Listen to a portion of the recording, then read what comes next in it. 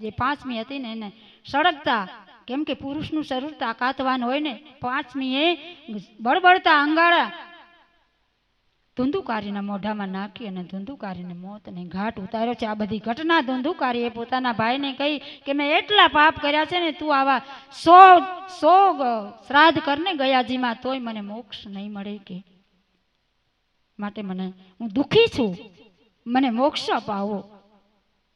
ત્યારે ગોકર્ણજી ખૂબ જ્ઞાની હતા. એને જ્ઞાનીઓને પંડિતોને મળ્યા કે મારા ભાઈના મોક્ષ માટે મારે શું કરવું જોઈએ. મેં બધે શ્રાદ્ધ કર્યા, છેલ્લે કેમ કે પિતૃ શ્રાદ્ધ ગયાજીમાં થાય તો મેં ગયાજીમાં શ્રાદ્ધ કર્યું, છતાંય એને મોક્ષ નથી મળ્યો. અને બીજું એક કારણ એ કે જ્યારે ભૂદેવો કોઈ પણ કાર્ય કરાવે ને ત્યારે પોતાનું ગોત્ર બોલાવે. તો આને તો ગોકર્ણજીએ તો એને પોતાનું આત્મદેવનું ગોત્ર બોલી અને એને કાર્ય કર્યું હતું. પણ ગોત્ર એ તો ધુંધુકાલી ક્યાં આત્મદેવનો દીકરો હતો, એ તો એની બેનનો દીકરો હતો ને. અને ત્યારે આ એની બેન એને ફરિયાદ કરતી હતી. ધુંધુલી એની બેનને ફરિયાદ કરે કે આ તારો કે મારો તો તે ઉછેર્યો છે, કે તે તો પૈસા દઈને લીધો છે, હવે એ તારો મારો નહીં, કે તે એને સંસ્કાર આપ્યા એવા થયા, આવે એમાં હું શું કરું. એની બેને હાથ ઊંચા કરી દીધા હતા કે આ તારો દીકરો, એની બેનને ફરિયાદ કરતી હતી. એટલે બાળકોને સંસ્કાર, ખૂબ સંસ્કાર આપો બાળકોને. પછી કઈ 20 વર્ષના થાય ત્યારે સંસ્કાર એને અસર ન કરે. નાનેથી સંસ્કાર આપો ને બાળકને, અને એ સંસ્કાર જોવે ને એ સંસ્કાર પડે. આપણે કઈ એમ ન કરે, આપણે આપણું દેખે ને એમ બાળક કરે. આપણે કરતા હોય એમ આપણે જોઈ છીએ કે બાળક કરે છે કે નથી કરતું. હાવ નાનું બાળક હોય, 1 1.5 વર્ષનું 2 વર્ષનું બાળક, જે કાર્ય આપણે કરીને એમ એ બાળક કરે. આપણે બધા જોઈ છીએ ને કરે છે કે નથી કરતું. હા કે ના કરે છે ને, ઈ સંસ્કાર. પણ આપણે બાળકને સંસ્કાર ક્યારેય, આપણે કોઈ સાધુ બ્રાહ્મણને જમાડ્યા, આપણા વડીલ, સાધુ બ્રાહ્મણ તો બાજુમાં જ મૂકી દો અત્યારે, પણ આપણા વડીલોના મેન છે. આપણા મા બાપને આપણે સાચવા. ખાસ એ એક મોટામાં મોટું દૂષણ છે કે આપણા મા બાપને આપણે સાચવવા જોઈએ, આપણા મા બાપની સેવા કરવી. અને એ આપણા ઘરમાં જે બાળક નાનું હશે ને જોતું જ હશે, પછી એને કહેવું નહીં પડે કે મા બાપની સેવા કરાય. આ તો બધી કહેવાના તો પ્રયોગ છે, કીધે કોઈને લાગે નહીં, જોવે ને એ જ આવે, સંસ્કારમાં આવે. માટે બાળકોને ખૂબ સંસ્કાર આપો. બાકી તમને બાળકોને દેખતા ગઈઢાને અડધૂત કર્યા છે ને, તો તમારું બાળક પેલા ઈ કરશે. કેમ કે બાળકને કોરી પાટી છે ને એમાં લખાઈ જાય, તરત જલ્દી લખાઈ જાય.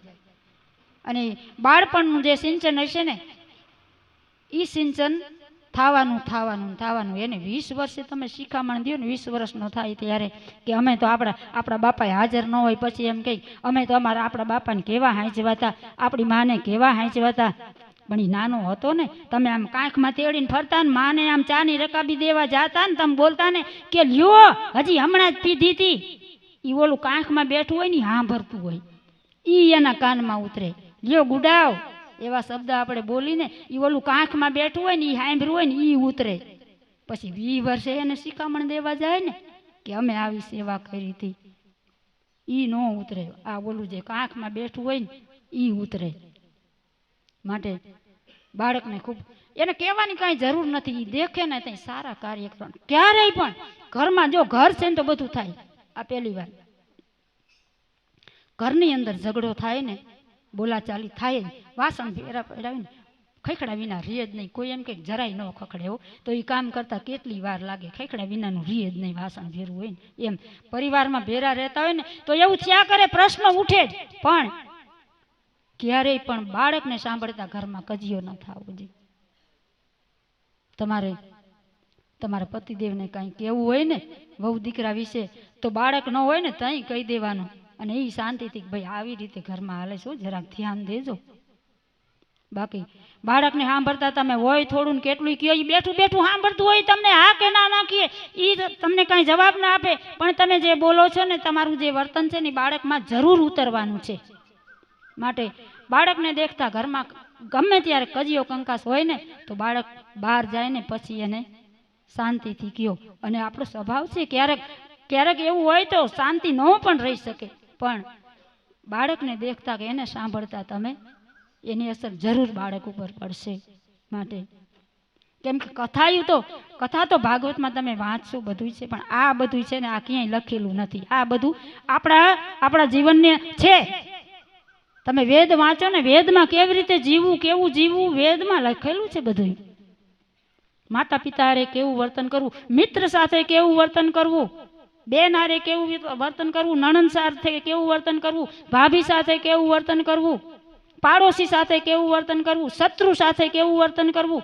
શત્રુ કે જ્યારે મહારાણા પ્રતાપનું મૃત્યુ થયું ને, મહારાણા પ્રતાપ મરી ગયા ને, ત્યારે કટ્ટર શત્રુ એનો બાદશાહ, દિલ્હીનો બાદશાહ કટ્ટર શત્રુ હતો.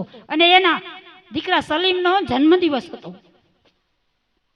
મહારાણા પ્રતાપનું જે દી મૃત્યુ થયું તે દી બાદશાહના દીકરા કટ્ટર દુશ્મન મહારાણા પ્રતાપનો અને એના દીકરાનો જન્મદિવસ ધામધૂમથી 3 દીથી તૈયારી થતી હતી ઉજવવાની. અને બાદશાહને ખબર પડી ને કે મહારાણા પ્રતાપનું મૃત્યુ થયું, એને એ 3 દિવસનો પ્રોગ્રામ કેન્સલ કરી નાખ્યો કે મહારાણા પ્રતાપ જેવો ભલે મારો દુશ્મન હતો પણ એના જેવો કેટલો બહાદુર હતો. એ તો દુશ્મનને પણ એવું થાય કે આજ મારે જન્મદિવસ મારા દીકરાનો બીજી વાર આવશે. મહારાણા પ્રતાપનું મૃત્યુ થયું ત્યારે એના દુશ્મને એના દીકરાનો જન્મદિવસ નહોતો ઉજવ્યો. આવો મહારાણા પ્રતાપ હતો. તો એ ક્યારે હતો? એની માના સંસ્કાર હતા. એની માના સંસ્કાર કેવા કે આ ભારતની નારી આભનો ટેકો બની જાય એવી આ ભારતની નારી છે. આભને કઈ થાંભલાના ટેકા નથી. કાઢજો ભાઈ, આ ભારતની નારી, ભારતની રમણી કેવી છે, ભારતની નારી કેવી છે, આ ભાઈ ગાશે. આભના ટેકા બની જાય એવી આ સત્યની, આ તપની, આ તેજના ટેકા છે. નારીના સતીત્વના ટેકા છે. કોઈ સાધુના, કોઈ યોગીના ટેકા છે.